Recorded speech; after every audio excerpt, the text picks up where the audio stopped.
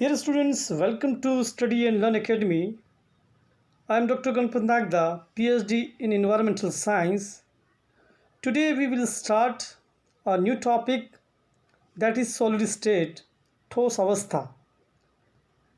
So there are so many students, they are related to Hindi medium also. So we will study this particular chapter, class 12th chemistry, CBSE board in Hindi.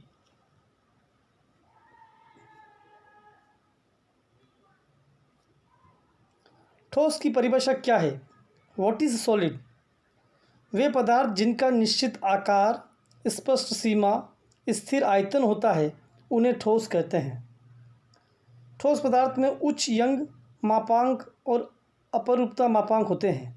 इसके विपरीत ज़्यादातर तरल पदार्थ निम्न अपरूपता मापांक वाले होते हैं और श्यानता का प्रदर्शन करते हैं.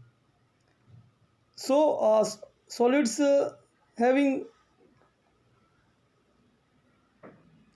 definite shape and size and volume, fixed volume.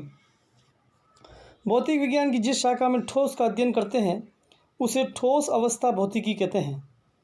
पदार्थ विज्ञान में ठोस पदार्थों के भौतिक और रासायनिक गुणों और उनके अनुप्रयोग का अध्ययन करते हैं. ठोस अवस्था रसायन में पदार्थों के संश्लेषण, उनकी पहचान और रासायनिक संगठन का अध्ययन किया जाता है. प्रत्येक ठोस अवयवी कणों से मिलकर बनता है. ये अवयवी कण अणु, परमाणु या आयन होते हैं. ये क्लोजली पैक्ड, अच्छे से पैक किया हुआ अर्थात निबिड़ संकुलित होते हैं तथा असंपीड्य होते हैं, अतः ठोस कठोर होते हैं. ठोस के अवयवी कणों के मध्य रिक्त स्थान कम होता है. इनकी स्थिति स्थिर बनी रहती है, अतः ठोस का आयतन निश्चित बना रहता है.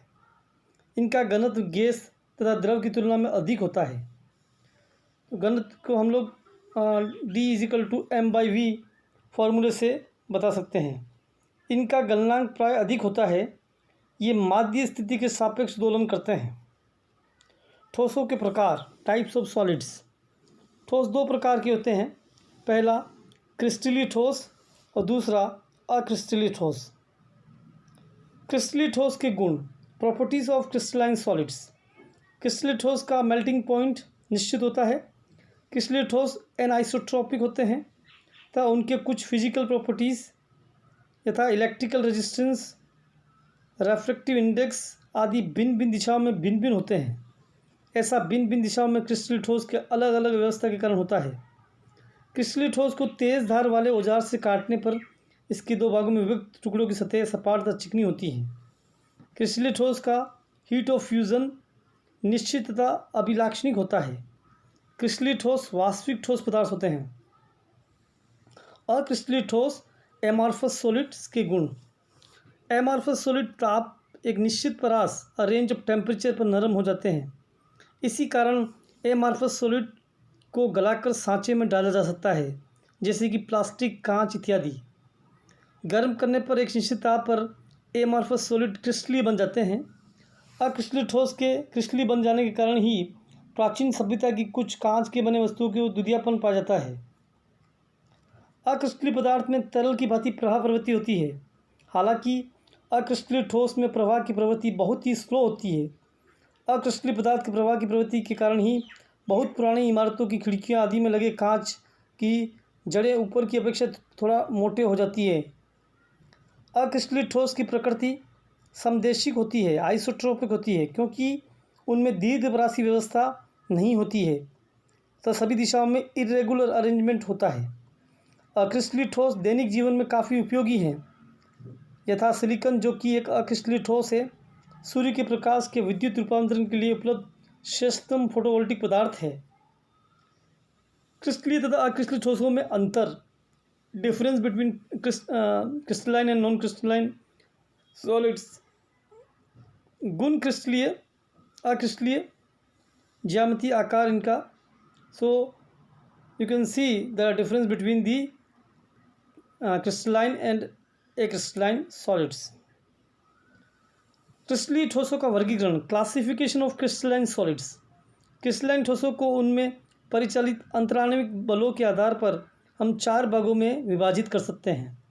ये हैं आणविक ठोस मॉलिक्यूलर सॉलिड्स, आयनिक ठोस आयनिक सॉलिड्स, धात्विक ठोस मेटेलिक सॉलिड्स एंड सहसंयोजक ठोस कोवेलेंट और नेटवर्क सॉलिड्स। पहला आणविक ठोस और you can say molecular solids. वैसे क्रिस्टलीय ठोस जिनकी अवयव कण अणु होते हैं को आणविक ठोस कहा जाता है। मॉलिक्यूलर सॉलिड्स को पुनः 3 भागों में बांटा जा सकता है। ये है अध्रुवीय आणविक ठोस नॉन पोलर मॉलिक्यूलर सॉलिड्स, ध्रुवीय आणविक ठोस पोलर मॉलिक्यूलर सॉलिड्स और हाइड्रोजन आबंधित आणविक ठोस hydrogen bonded molecular solids. First, अध्रुवीय आणविक ठोस नॉन पोलर मॉलिक्यूलर सॉलिड्स परमाणु तथा निम्न ताप पर ऑर्गन और हीलियम अथवा नॉन पोलर बॉन्ड से बने अणुओं तथा यथा निम्न ताप पर H2Cl2 और Hi2 द्वारा बने ठोस को अध्रुवीय आणविक ठोस कहा जाता है। अध्रुवीय ठोस के परमाणु अथवा अणु वीक डिस्पर्जन फोर्स या लंदन फोर्सेस द्वारा बंधे रहते हैं।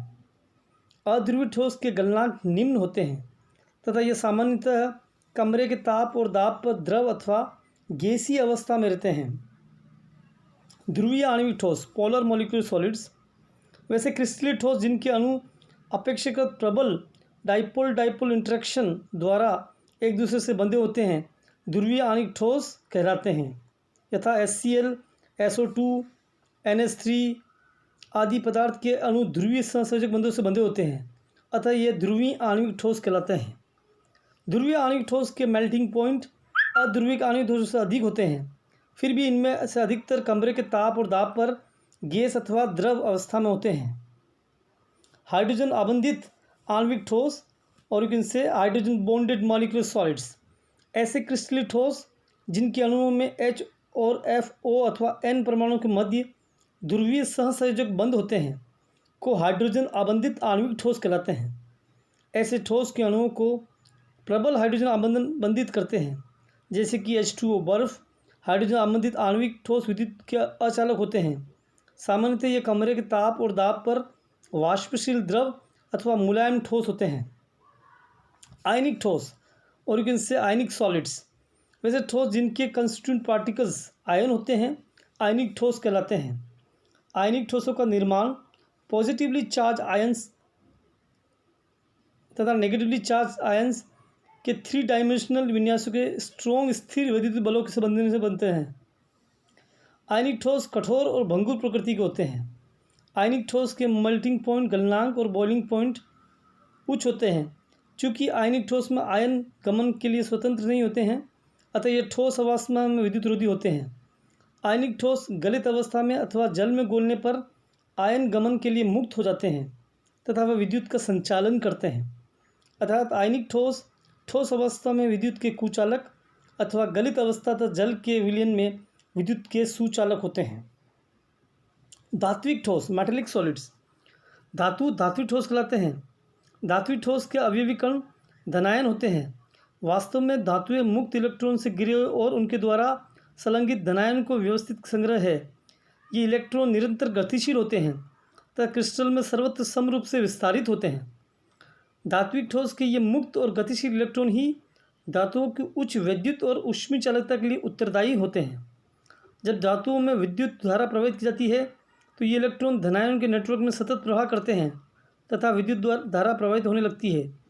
उसी प्रकार धातु के एक भाग में ऊष्मा प्रदान की जाती है तो इसमें वर्तमान मुक्त तथा गतिशील इलेक्ट्रॉन इस ऊष्मीय ऊर्जा को धातु के पूरे भाग में समान रूप से विस्तारित कर देती है। धातुओं की विशेष चमक भी उनमें उपस्थित मुक्त तथा गतिशील इलेक्ट्रॉन के कारण ही होती है। धातुएं अत्यधिक आघातवर्धनीय तथा तन्य डक्टाइल होती है। सहसंयोजक अथवा नेटवर्क ठोस कोवेलेंट और नेटवर्क सॉलिड्स। अधात्विक क्रिस्टलीय ठोस जिनके संपूर्ण क्रिस्टल में निकटवर्ती परमाणुओं के बीच सहसंयोजक बंध बनने के कारण विस्तृत अनेक रूपता होती है, सहसंयोजक या नेटवर्क ठोस कहलाते हैं। सहसंयोजक अथवा नेटवर्क ठोस को जाइंट मॉलिक्यूल भी कहा जाता है। सहसंयोजक अथवा नेटवर्क ठोस के परमाणुओं के बीच सहसंयोजक बंध दिशात्मक प्रकृति के होते हैं, इसलिए परमाणु अपनी स्थितियों पर अति प्रबलता से संलग्न रहते हैं। गुण। सहसंयोजक अथवा नेटवर्क ठोस अति कठोर तथा भंगुर होते हैं। सहसंयोजक अथवा नेटवर्क ठोस का मेल्टिंग पॉइंट काफ़ी उच्च होता है, तथा ये गलन से पूर्व विघटित भी हो सकते हैं। सहसंयोजक अथवा नेटवर्क ठोस विद्युत रोधी होते हैं, अर्थात विद्युत का संचालन नहीं करते हैं। डायमंड तथा सिलिकॉन कार्बाइड सहसंयोजक अथवा नेटवर्क ठोस के विशिष्ट उदाहरण हैं। ग्रेफाइट भी सहसंयोजक अथवा नेटवर्क ठोस का एक उदाहरण है, परंतु अपवाद स्वरूप ग्रेफाइट मुलायम तथा विद्युत का सुचालक है। ग्रेफाइट का यह अपवादी गुण उसकी विशिष्ट संरचना के कारण होता है। समदैशिकता ठोस किसे कहते हैं? ठोसों के भौतिक गुण जैसे अपवर्तनांक, विद्युत व ऊष्मा की चालकता, यांत्रिक सामर्थ्य आदि के मान किसी ठोस में अलग अलग दिशाओं में ज्ञात करने पर यदि ये मान समान आते हैं तो उन्हें समदेशिक ठोस कहते हैं और इस गुण को समदेशिकता कहते हैं। अक्रिस्टलीय ठोस में अवयवी कण निश्चित क्रम में नहीं होते हैं, अतः ये समदेशिक हैं। विषमदेशिक ठोस किसे कहते हैं? ठोसों के भौतिक गुण जैसे अपवर्तनांक, विद्युत व ऊष्मा की चालकता, यांत्रिक सामर्थ्य आदि के मान किसी ठोस में अलग अलग दिशाओं में से ज्ञात करने पर यदि ये मान समान नहीं आते हैं तो उन्हें विषमदेशिक ठोस कहते हैं। इस गुण को विषमदेशिकता कहते हैं। कांच को अतिशीतित द्रव क्यों कहते हैं? कांच एक अक्रिस्टलीय ठोस है। इसमें द्रवों की भांति बहने का गुण होता है। जैसे पुरानी इमारतों पर लगे शीशे नीचे से मोटे और ऊपर से पतले हो जाते हैं। क्रिस्टलीय ठोस क्या है? इन ठोसों में अवयवी कण, परमाणु, अणु और आयन की एक निश्चित नियमित ज्यामितीय व्यवस्था होती है, जिसकी बार बार पुनरावृत्ति होने पर एक निश्चित ज्यामिति वाली त्रिविमीय संरचना का निर्माण होता है। हम कह सकते हैं कि क्रिस्टलीय ठोसों में दीर्घ क्रम होता है। इस तरह क्रिस्टलीय ठोस में बड़ी संख्या में इन्हें बनाने वाली इकाई होती है जिन्हें क्रिस्टल कहा जाता है। अतः क्रिस्टल वे ठोस पदार्थ होते हैं जिनकी निश्चित ज्यामितीय आकृति, समतल, फलक एवं तीक्ष्ण किनारे होती हैं। क्रिस्टलीय ठोस वास्तविक ठोस के रूप में जाने जाते हैं। उदाहरण सोडियम क्लोराइड, साधारण नमक, सुक्रोज, शक्कर, हीरा, क्वार्ट्ज ठोस धातु आदि। क्रिस्टलीय ठोस के प्रकार।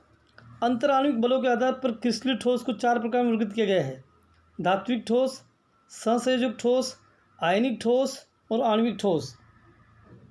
आणविक ठोस 3 प्रकार के होते हैं: अध्रुवीय ठोस, ध्रुवीय ठोस और हाइड्रोजन बंध युक्त ठोस। धात्विक ठोस या धात्विक क्रिस्टल, इसमें धनायन इलेक्ट्रॉन रूप समुद्र में डूबे रहते हैं। ये विद्युत और ऊष्मा के चालक होते हैं। ये कठोर तथा उच्च गलनांक वाले होते हैं। ये अगाध वर्धनीय होते हैं। एग्जाम्पल कॉपर, एल्यूमिनियम, आयरन, निकल, क्रोमियम, मैग्नीशियम। सहसंयोजक ठोस या नेटवर्क ठोस, इनमें परमाणु के मध्य सहसंयोजक बंध पाया जाता है। ये परमाणु परस्पर मिलकर विशेष अणु का निर्माण करते हैं। ये अत्यधिक कठोर व उच्च गलनांक वाले होते हैं। ये ठोस तथा पिघली हुई अवस्था में विद्युत के कुचालक होते हैं। एग्जाम्पल हीरा, सिलिकॉन कार्बाइड, एल्यूमिनियम नाइट्राइड, अपवाद ग्रेफाइट। ये षटकोणीय परतों के रूप में होता है।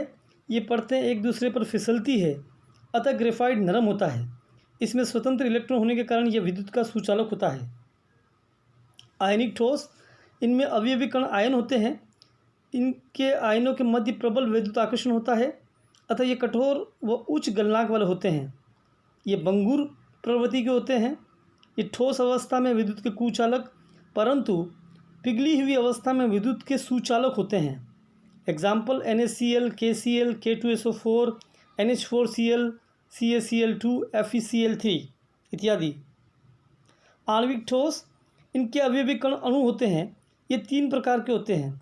अध्रुवीय ठोस, इसके अणुओं के मध्य लंदन बल होता है। ये कमरे के ताप पर गैस या द्रव होते हैं। ये विद्युत के कुचालक होते हैं। इनका गलनांक कम होता है और ये मुलायम होते हैं। एग्जाम्पल I2Cl2, C6H6, CO2 इत्यादि। ध्रुवीय ठोस, इनके अणुओं के मध्य द्विध्रुव आकर्षण होता है। ये कमरे के ताप पर गैस या द्रव होते हैं। ये ठोस अवस्था में विद्युत के कुचालक होते हैं। एग्जाम्पल HCl, SO2 आदि। हाइड्रोजन बंध युक्त ठोस, इनके अणुओं के मध्य अंतराणुक हाइड्रोजन बंध होता है। ये विद्युत के कुचालक होते हैं। ये मुलायम होते हैं। उदाहरण बर्फ। So this is all about the today's lecture. Thank you very much. Goodbye.